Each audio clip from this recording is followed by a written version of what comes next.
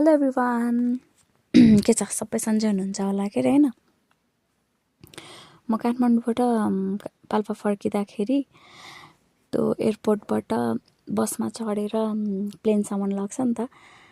अनि त्यहाँ एउटा मैले प्र्याङ्क गरेको थिएँ के अनि फर्स्ट टाइम गरेको मैले नचिनेको मान्छेलाई प्र्याङ्क मलाई यस्तो नर्भस फिल भएको थियो नि इन द्याट टाइम तर पनि मैले गरेँ अनि चाहिँ दाइको घरबाट एयरपोर्ट जाँदासम्मको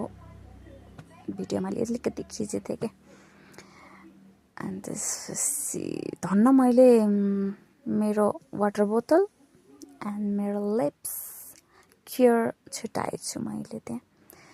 अनि त्यो ड्राइभर अङ्कलले फेरि ओ तिम्रो वाटर बोतल भनेर भन्यो अनि ओके भनेर मैले ठ्याक्क लेखिदिएँ त्यो पनि यस्तो फेभरेट छ नि मेरो यो म जहाँ जाँदा पनि लिएर जान्छु के यो किनभने म पानी चाहिँ किनेर खाने मान्छे होइन मैले चाहिँ त्यही भनिरहेको थिएँ कि प्राङ्क यस्तो गरेको मैले भनेर ओ माई गड माई फेस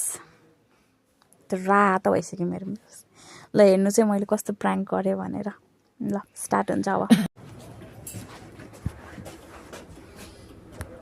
दाइ भाडा कति हो कुन भाडा बसमा आएको बसमा चाहिँदैन हो र के बोले भाइ अब के बोले के छ थाहा बोले